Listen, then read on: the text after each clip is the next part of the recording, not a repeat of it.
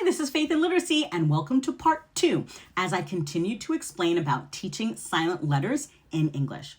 If you haven't seen part 1, make sure you check it out because I explain why silent letters are important, what they are, how they function, and some common spelling patterns in English. In this part, we are going to talk about why mastering them is essential for literacy development, and I'm going to give you some evidence-based strategies and some activities that you can do in the classroom or at home. Now, remember, silent letters are not random. They follow recognizable patterns that are rooted in history and the structure of the English language. When taught systematically, silent letters can become a powerful gateway to improve reading fluency, spelling accuracy, and vocabulary development. So let's continue to talk about teaching silent letters. Now, why silent letters matter in literacy development? 1, it's going to improve decoding skills. When kids and students recognize patterns, it's going to allow them to read those unfamiliar words more effectively. 2, it's going to enhance their reading fluency. When students no longer try to attempt to sound out those silent letters, their reading is going to become faster and more smoother. 3, supporting spelling accuracy. Understanding silent letters are going to help students to spell correctly, even when those sounds are absent. And 4, strengthening their phonological awareness. Students will be able to learn how to distinguish between spoken and written language structures. Now, what are some instructional strategies for teaching silent letters? The first and most important is to teach explicit phonics instruction.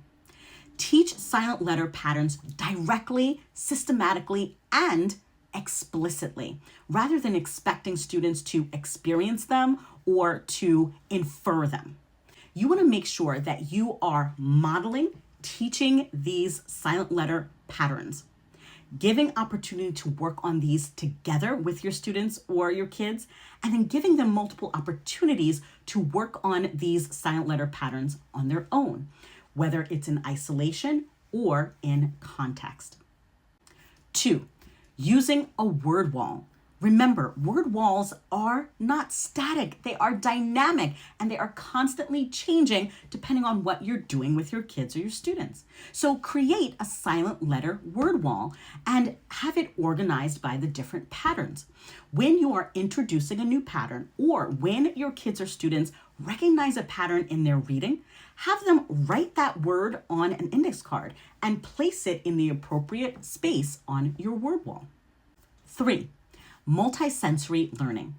Make sure you continue to incorporate visual, auditory, and kinesthetic strategies when you are teaching these patterns. So have your kids physically highlight silent letter patterns in different colors, or have them tap out sounds, making sure that they skip those silent letters. 4, read aloud integration. Remember, you want to make sure that you are teaching these patterns and recognizing words in isolation, but also in context of sentences, stories, and passages. So use books with repeated silent letter patterns that's going to help to reinforce recognition of these words. And 6, repeated readings. Encourage kids to read, reread, and reread passages with silent letters to help them to build their reading fluency. Now, what can you do in the classroom or at home to teach silent letters? Now, parents, teachers, and homeschooling educators can reinforce learning through daily practice. That means daily reading practice. Even if you're giving your kids or students a quick sentence or a short passage to read that reinforces those silent letter pattern words.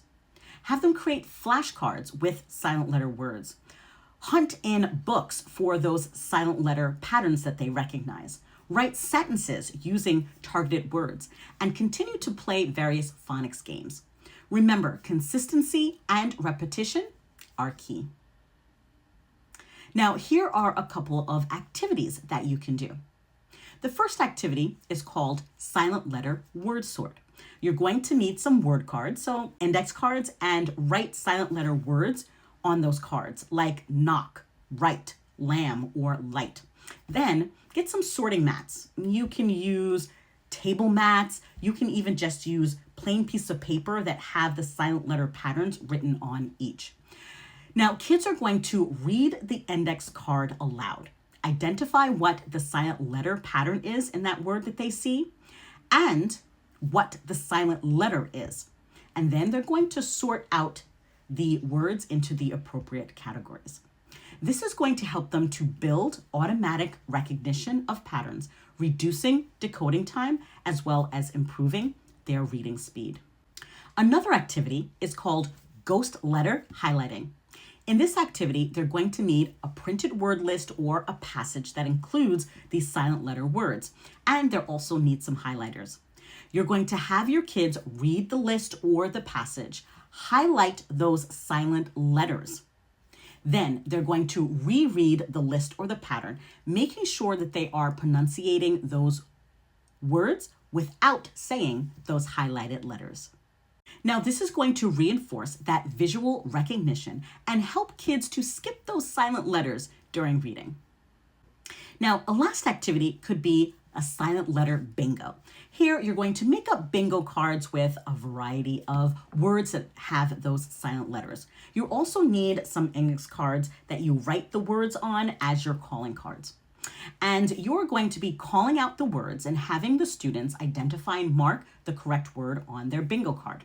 Now, whoever has a bingo first has to explain the silent letter patterns that they see in the various words.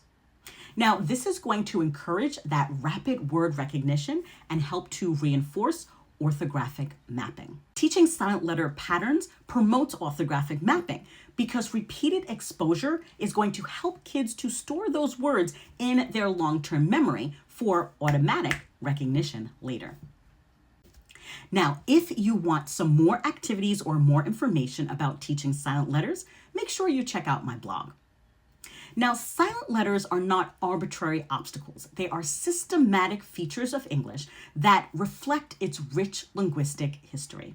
When educators approach silent letters through structured, explicit, and engaging instruction, kids are going to gain critical skills in decoding, spelling, and fluency. By combining pattern recognition, multisensory strategies, and meaningful practice, parents, teachers, and homeschooling educators can transform silent letters from a source of confusion to a powerful tool. I'm Faith in Literacy, and I'll check you later.